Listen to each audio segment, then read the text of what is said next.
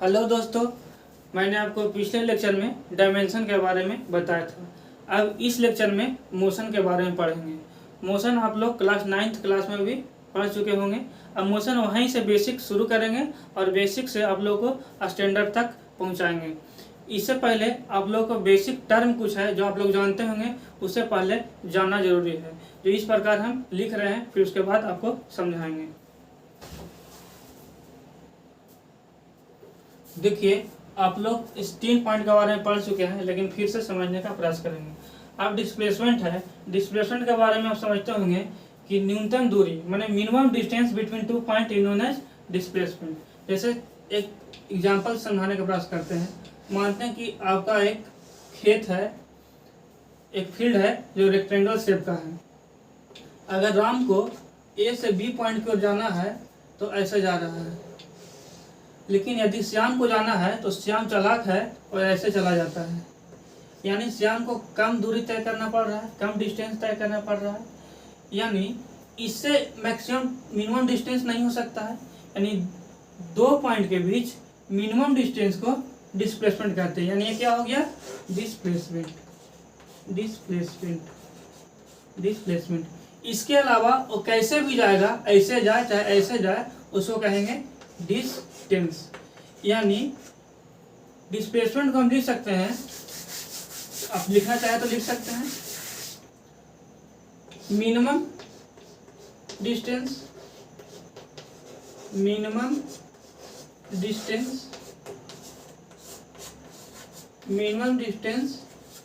Between 2 point is known as displacement, और maximum distance हो जाएगा डिस्टेंस। इसके अलावा आप देखेंगे वेलोसिटी के बारे में, तो वेलोसिटी का लिख सकते हैं इस प्रकार, displacement upon time. Displacement upon time यानी वेलोसिटी का समझेंगे कि यदि कोई डिस्प्लेसमेंट तय कर रहे हैं, उसको तय करने में कुछ टाइम लग रहा है, उसका रेशियो को कर रहे हैं वेलोसिटी। और स्पीड का बात किया जाए तो यहाँ कह देंगे डिस्टेंस अपॉन टाइम। आप डिस्प्लेसमेंट और वेलोसिटी का मतलब समझ चुके होंगे। अब बात करते हैं एक्सेलरेशन के बारे में। एक्सेलरेशन का डिफिनेशन जानते होंगे, चेंज इन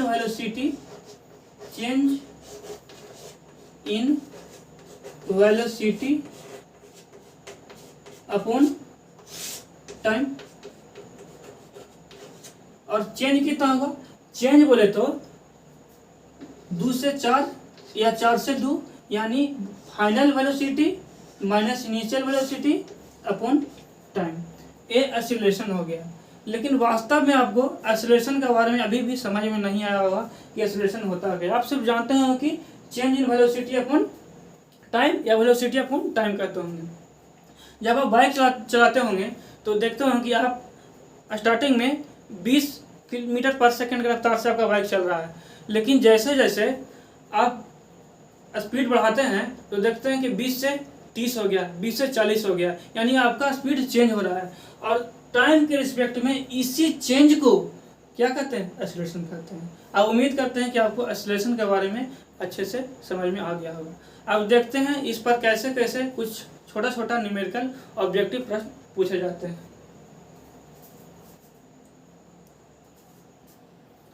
अब देखेंगे आप इस दो प्रश्न को पिछले बताए गए कॉन्सेप्ट के अनुसार।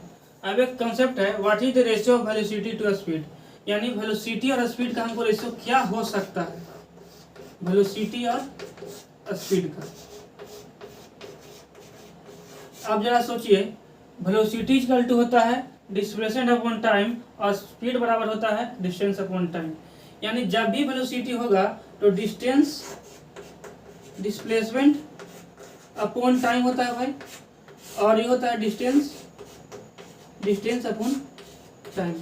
यानी डिस्टेंस बड़ा है, यानी इसका जब भी वैल्यू आएगा न्यूमरेटर में बड़ा आएगा और डिनोमिनेटर में वैल्यू क्या आएगा? छोटा आएगा। यानी जब छोटा को बड़ा से भागा देंगे हम, जैसे मानते हैं एग्जांपल 3 आ गया, यहाँ 4 आ गया। यानी जब भी इसका वैल्यू आएगा तो 1 से लेस आएगा। क्या आएगा? 1 से लेस। यानी इसका सिंबल है 1 से बड़ा और इसका सिंबल है 1 से छोटा। यानी इसका जब भी आंसर होगा तो 1 से छोटा। तो देखिए कैसे प्रश्न पूछे जा रहे हैं वेलोसिटी और स्पीड में। एक सेकंड प्रश्न देखेंगे आप। सेकंड प्रश्न है कि what is the ratio of distance to displacement. Distance और डिस्प्लेसमेंट का, डिस्टेंस और डिस्प्लेसमेंट का रेशियो पूछा गया है। यहाँ देखिए तो कंसीडर करते हैं कि पॉइंट ए है और बी तक जाना है, ठीक है। और एक एग्जाम्पल कंसीडर करते हैं, पिछले बताए थे जहाँ यहाँ से यहाँ जाना है, ए से बी की ओर।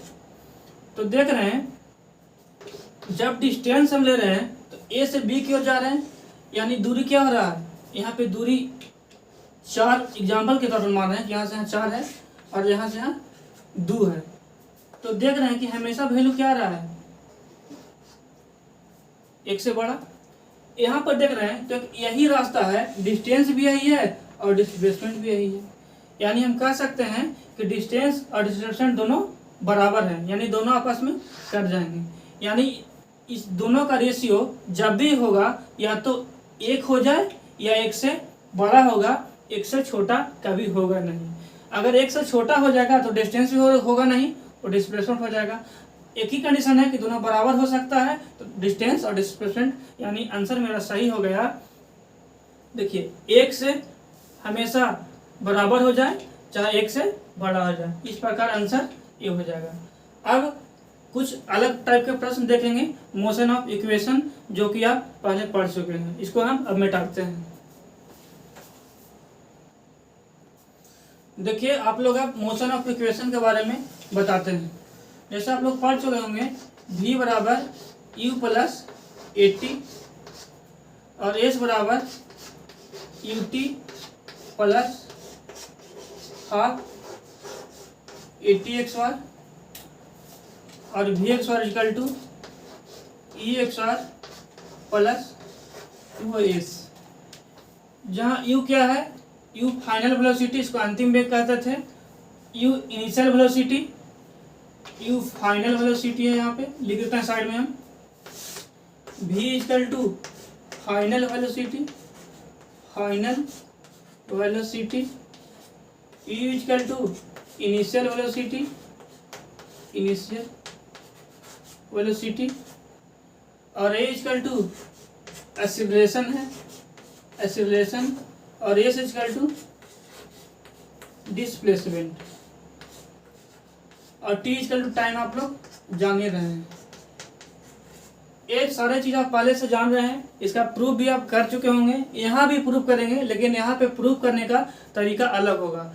अब इस पर आप कुछ न्यूमेरिकल हम बताते हैं जो कि आप 9th क्लास में बना चुके होंगे, लेकिन फिर भी यहाँ कुछ उससे स्टैंडर्ड होगा, देखेंगे उसको आप। देखिए अब इस प्रश्न में आप देखिए, आप पहले ही पढ़ चुके होंगे। इसका प्रोसेस क्या होगा सोल्यूशन करने का। पहले जितना भी डेटा गिवन है उसको लिख लेंगे। गिवन क्या है, देखिए आपको a car start with 10 meter per second, यानी इनिशियल वेलोसिटी u दे दिया है 10 मीटर पर सेकेंड, और एक and it's gain its velocity 30 meter in 10 second, और इसका वेलोसिटी 10 सेकेंड बाद 30 मीटर पर सेकेंड होता है, यानी v दे दिया है 30 मीटर पर सेकेंड, और t दे चुका है आपको 10 सेकेंड। तो आपको से पूछा एक्सीलरेशन क्या होगा और डिस्प्लेसमेंट क्या होगा। तो एक्सीलरेशन के बारे में आप देखिए, एक v बराबर u प्लस 80 एक मोशन का इक्वेशन होता है जो कि आप जानते होंगे। देखिए यहाँ पे v का वैल्यू कितना है 30 और u का वैल्यू कितना है 10, a हमको निकालना है, और t का वैल्यू यहाँ पे 10 दिया है। यहाँ पे कैलकुलेशन करेंगे 20 हो जाएगा, यानी a इंटू 10 लिखा जाएगा यहाँ पे, इसलिए a बराबर 0 से 0 कैंसिल, यानी 2 मीटर पर सेकेंड XR। ये आपका क्या हो गया, एक्सीलरेशन निकाल लिए। अब हमको चाहिए डिस्प्लेसमेंट। तो डिस्प्लेसमेंट के लिए s बराबर ut प्लस हाफ 50x, आप जानते होंगे, यू का वैल्यू आप लोगों को दिया हुआ है 10 और टी का वैल्यू भी 10 है, हाफ। ए का वैल्यू अभी अभी निकाले हैं 2 और टी का वैल्यू 10 का 108। इसको सॉल्व करते हैं तो 10 10 100 होगा, यहाँ भी मल्टीप्लाई होगा तो 2 से टी कैंसिल, यहाँ भी 100 हो जाएगा, यानी कितना हो गया 200 मीटर आपका डिस्प्लेसमेंट हो गया। देख रहे हैं कैसे इस प्रकार के प्रश्न को बना जाता है। कुछ और भी प्रश्न हम बताते हैं, कुछ और लेवल के देखने का उसको प्रयास करेंगे। अब इस प्रश्न को देखिए, एक ट्रेन है जिसका वेलोसिटी 36 किलोमीटर पर आवर है और कुछ समय बाद यानी 1 सेकंड बाद, यहाँ टाइम लिखना भूल गए एंड यहाँ लिख दिए आफ्टर 1 सेकंड, इतना से उतना समय होने में इतना लग रहा है इन 1 सेकंड, इन 1 सेकंड। तो आपको सर डिस्प्लेसमेंट पूछा जा रहा है। अब देखिए ये दिया हुआ है 36 किलोमीटर पर आवर में और टाइम है सेकंड में, तो आपको पता होना चाहिए पहले कि किलोमीटर पर आवर से मीटर पर सेकंड में चेंज करने के लिए 5/5/18 से मल्टीप्लाई कर देंगे। यदि मीटर पर सेकंड है तो इसको किलोमीटर पर आवर में चेंज करने के लिए 18/5 से मल्टीप्लाई कर देंगे। ये चेंज कर देंगे तो क्या मिल जाएगा, मीटर पर सेकंड और किलोमीटर पर आवर में चेंज हो जाएगा। इसको आप लिख लेंगे नोट्स में कहीं भी अपने आप में। अब देखिए इस प्रश्न को देखिए, आपको दिया हुआ है यू दिया आपको यू दिया गया है 36 किलोमीटर पर आवर, यानी इसको चेंज करेंगे जब 5/18 से 2 टाइम में कैंसिल हो जाएगा, यानी 10 मीटर पर सेकंड।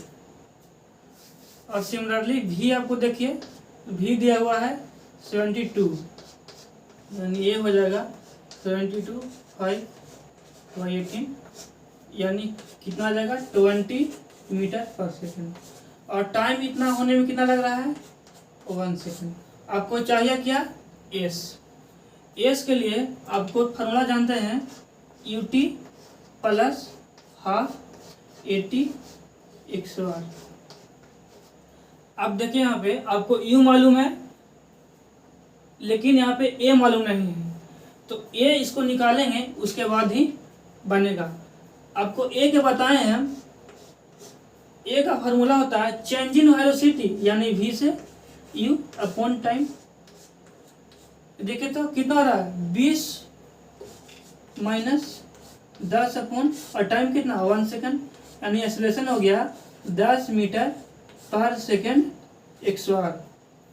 अब इस वैल्यू को, सारे वैल्यू को पुट कर देंगे यहाँ पे, तो u का वैल्यू है आपके पास, u का वैल्यू मिल चुका है 10, टाइम है 1 सेकंड प्लस हाफ, ए का वैल्यू अभी अभी निकाले हैं 10 और टाइम है 1। 2 से 5 टाइम में कैंसिल हो जाएगा और 10 5 15, यानी 15 मीटर आपका डिस्प्लेसमेंट हो जाएगा। आप देख रहे हैं इस प्रकार के प्रश्न को कैसे बनाया जाता है। अब एक अलग टॉपिक है एवरेज स्पीड और एवरेज डिस्प्लेसमेंट, उसके बारे में भी आप समझेंगे। तब तक इसका उतारना चाहते हैं तो उतार लें। देखिए अब आप लोग एवरेज स्पीड और एवरेज वेलोसिटी के बारे में पढ़ेंगे। यदि आपको पूछा जाए कि 2 और 4 का एवरेज कितना होगा, तो आप लोग कहेंगे दोनों के ऐड कर देंगे 2 + 4/2, यानी इसका एवरेज 3 बोल देंगे। उसी प्रकार रटना नहीं है फॉर्मूला, एवरेज वेलोसिटी पूछना है तो एवरेज वेलोसिटी इक्वल टू होगा डिस्टेंस, टोटल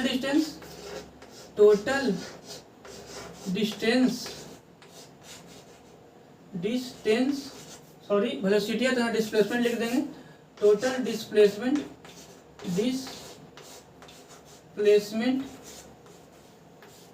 अपॉन टाइम।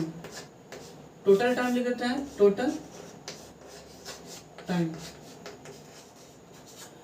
और यदि एवरेज स्पीड पूछा जाए तो टोटल स्पीड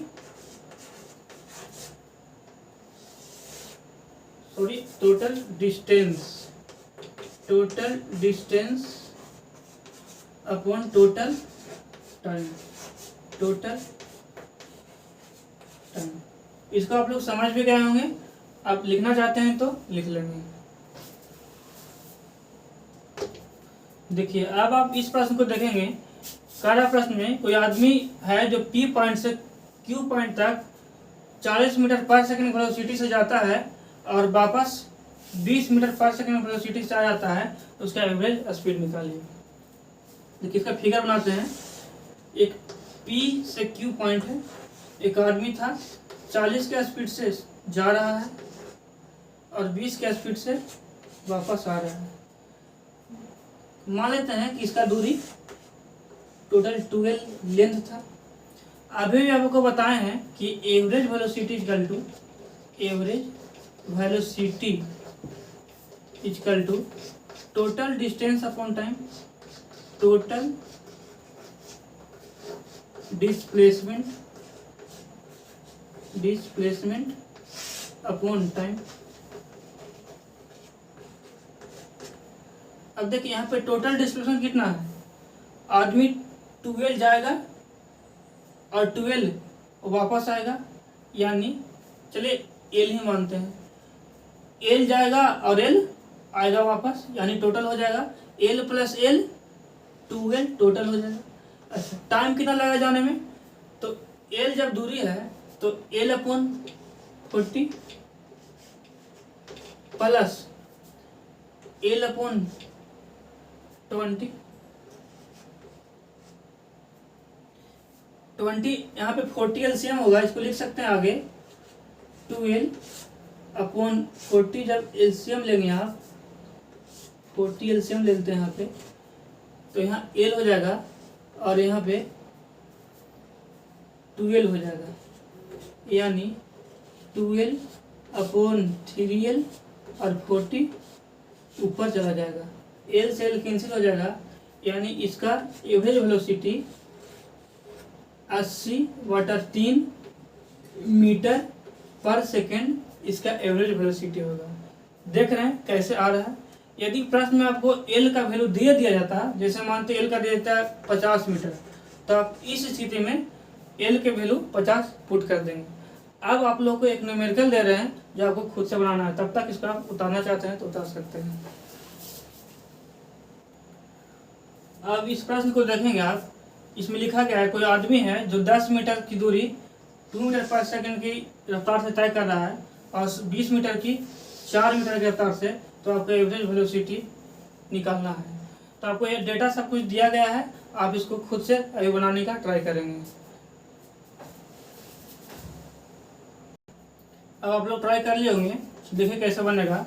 एवरेज वेलोसिटी का फॉर्मूला आप लोग लिखाए हैं टोटल डिस्प्लेसमेंट अपॉन टोटल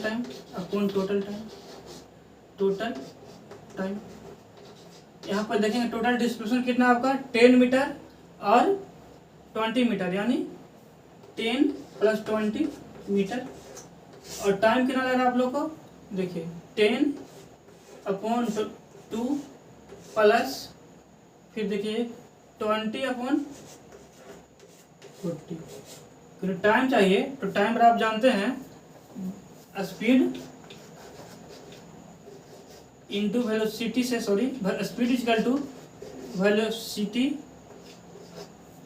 अगर डिस्टेंस चाहिए हमको तो वेलोसिटी इंटू टाइम से मल्टीप्लाई करेंगे, यदि टाइम चाहिए तो डिस्टेंस में टाइम वेलोसिटी से डिवाइड कर देंगे।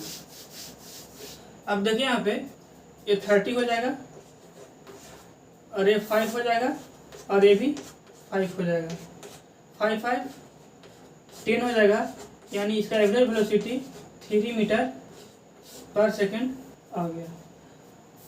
अब आप एक प्रश्न को बनाएंगे जो हम लिख रहे हैं, सिर्फ डेटा चेंज कर रहे हैं। आप घर से अपने से खुद से बनाने का प्रयास करना है जब 40 मीटर हो और जब यहाँ पे 60 मीटर हो और वेलोसिटी 15 मीटर हो। इसका खुद से बनाएंगे और अगर नहीं बनता आपसे तो कमेंट बॉक्स में कमेंट करेंगे, हम बता देंगे क्लास में। देखिए आप लोग अभी तक जितना पढ़े हैं 9th क्लास का सारा बेसिक लगभग हम क्लियर करने का प्रयास किए हैं। अब अगले क्लास में जो भी पढ़ाएंगे और क्लास 11 का स्टैंडर्ड कुछ रूप होगा। अब देखिए आप इसमें पढ़े क्या, जो भी पढ़े एक टर्म हम बोल रहे हैं लीनियर मोशन, इसको आप एक रेखीय गति के नाम से पढ़े होंगे। और इसमें भी पढ़ें constant velocity, constant velocity sorry constant acceleration, constant acceleration. यानी हम पढ़े इस पे कि कोई बॉडी सिर्फ एक लीनियर पाथ पर मोशन कर रहा है और वो भी कांस्टेंट एक्सेलरेशन से।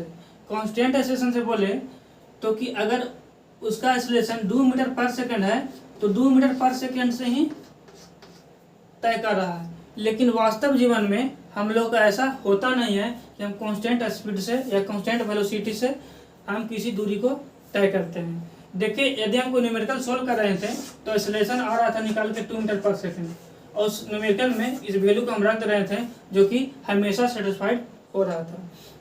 लेकिन अगर हम वास्तव में कहीं जाते हैं या अभी स्कूल या कोचिंग वगैरह जाते होंगे तो देखते हैं कि अगर रोड पर चलते हैं तो एक ब्रेकर आता होगा तो आप स्पीड कम कर लेते होंगे, फिर स्पीड बढ़ा देते होंगे, या आपका स्पीड घटता बढ़ता रहा होगा। यानी ग्राफ के सहारे अगर दिखाएं हम इस स्पीड को तो आपका स्पीड ऐसे हो सकता है, ऐसे ऐसे ऐसे ऐसे।